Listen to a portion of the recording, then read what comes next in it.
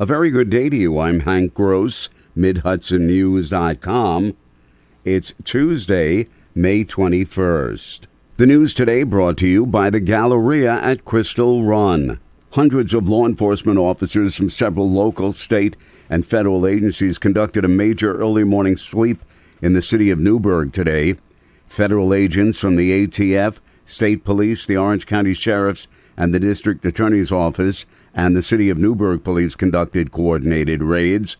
The authorities executed no-knock search warrants in the City Terrace area of the City of Newburgh.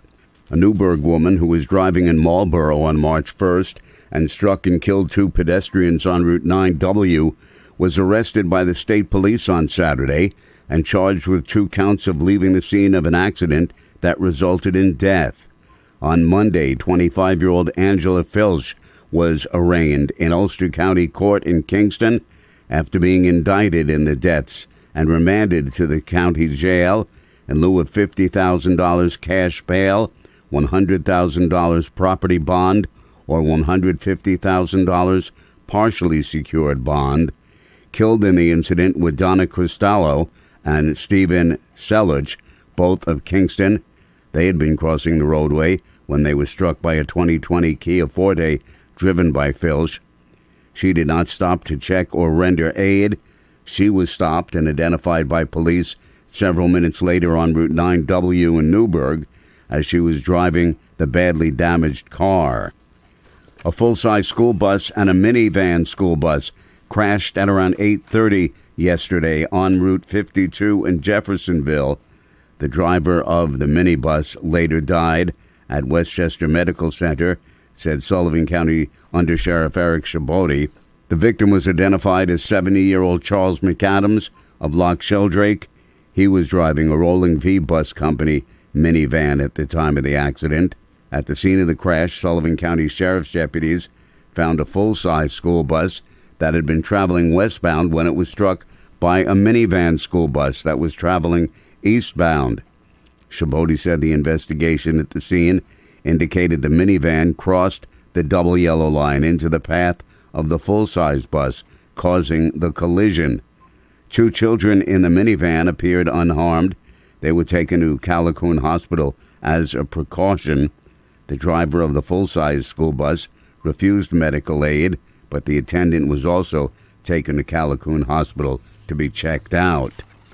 The head of the consulting firm hired by the state to monitor the activities of the Orange County Industrial Development Agency is not looking for an adversarial relationship. Anchin consultants were chosen by the State Inspector General to monitor the IDA for 2 years after State Senator James Skoufis passed legislation requiring that.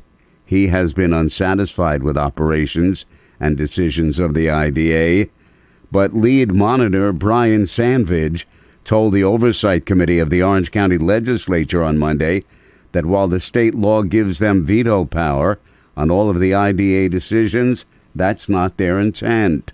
If something is being acted on at a meeting, and we've talked with their counsel, with Bill and the chair, we don't want that to happen.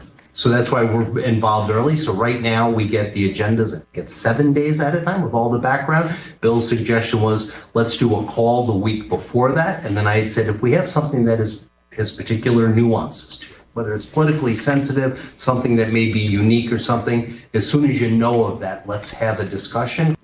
Bill Fioravante, the executive director of the IDA. The consultants will issue regularly scheduled reports on their findings during their monitoring period. More news right after this.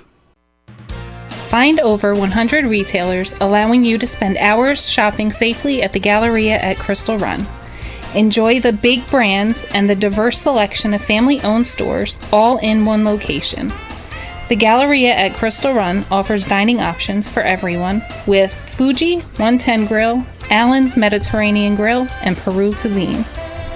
Discover the Mid-Hudson Valley's premier shopping, dining, and entertainment destination, the Galleria at Crystal Run. For more information, follow us on Instagram, Facebook, or visit GalleriaCrystalRun.com. Concerned that the growing use of artificial intelligence could displace workers, State Senator Michelle Hinchy has introduced legislation aimed at controlling that. Her Workforce Stabilization Act would establish protections for workers, ensuring the stability of New York's workforce in an era of technological change. Is a bill, the first one in the state, to really get a handle on how companies are planning to use AI, how they already are using AI, and putting some parameters in place to make sure that we are not displacing the amount of workers that are set to be displaced by the increased usage of AI across many sectors of our economy. Hinchy's legislation would require corporations with 100 or more employees planning to use AI to submit an impact assessment report to the Labor Department.